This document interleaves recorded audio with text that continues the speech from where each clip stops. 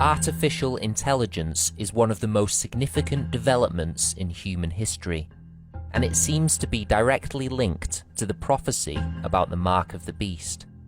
So in this video, I'm going to give you an overview of how the implementation of artificial intelligence is taking us all towards the mark of the beast of Revelation 13.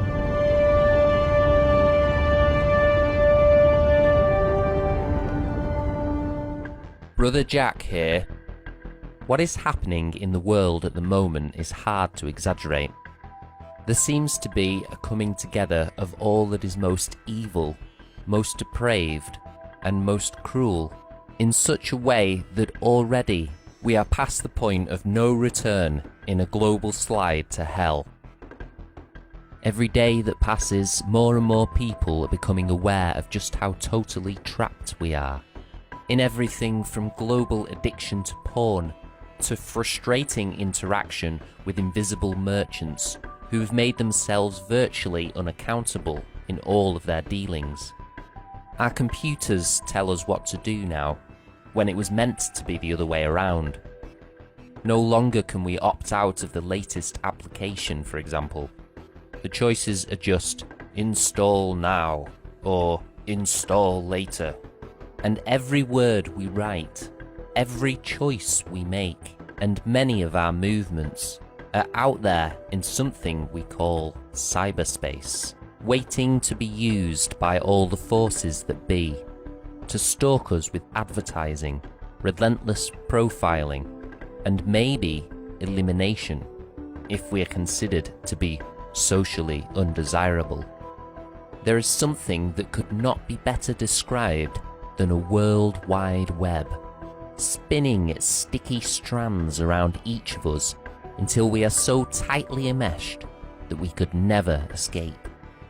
For some, this is only a growing nuisance at the moment, but for the world as a whole, it is a growing threat of global domination by forces that are so pandemic that it is hard to locate any single human entity that is behind it all. What is happening is becoming more spiritual than political. Propaganda is taking on more of a godlike posture, with such things as the I Am campaign for artificial intelligence. In a clever palindrome, the computers themselves speak to us, using an ancient title for the God of the Old Testament, saying, I am AI.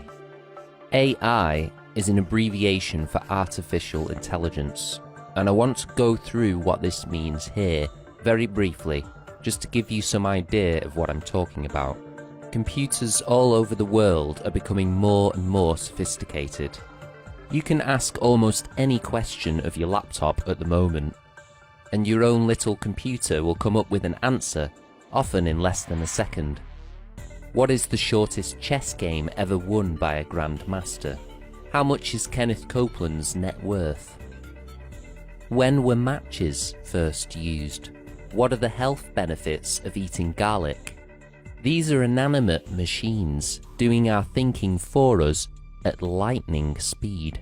They spit out information faster than ever imaginable 50 years ago, and we love it.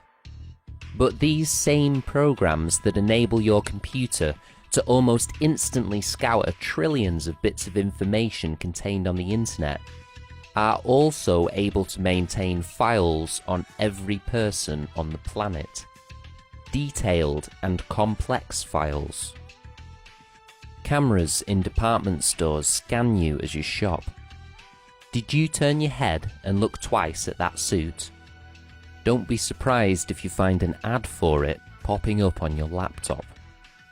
Because a computer program identified your face, linked it to your Facebook account, and then triggered the store's computerized advertising account to make that ad pop up on your computer.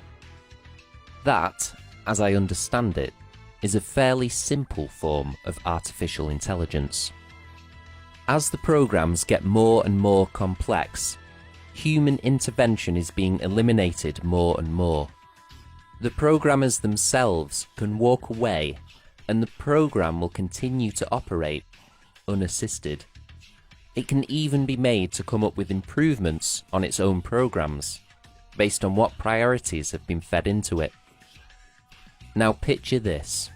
A country devises a program which uses literally millions of CCTV cameras and sound recording devices, along with facial recognition technology, to track every member of the population, storing information on everything they do and say. That same program is able to sort all of that information and come up with a figure which represents the desirability of each individual in relation to the values that are also part of the program. When the level of desirability drops below a certain figure, the program can then alert other computers which control transport, banking, and every form of government assistance, notifying them that this person or these people no longer exist. They are locked out of everything. And if that doesn't stop them, then drones, armed with poison darts, can be programmed, again without any human intervention, to locate these rebels and eliminate them. From start to finish, the surveillance, judgment, and execution can be carried out through artificial intelligence alone. No one needs to make decisions for it. Change in every area of our lives is happening too quickly for most of us to keep up with it, and it is happening exponentially. Before we can even think deeply about where this is all leading, we find ourselves there. So what does this have to do with the mark of the beast, the tiny microchip that we carry in our hands every time we make a purchase? These microchips, billions of them, feed information to the godlike computers of artificial intelligence that circle the globe. National boundaries are virtually non-existent in cyberspace, and so the entire human race is being sucked into this apparent conspiracy, a conspiracy of which we have all, just through our indifference, become a part. Nowhere is there anyone who's prepared to stand up to such demonic forces.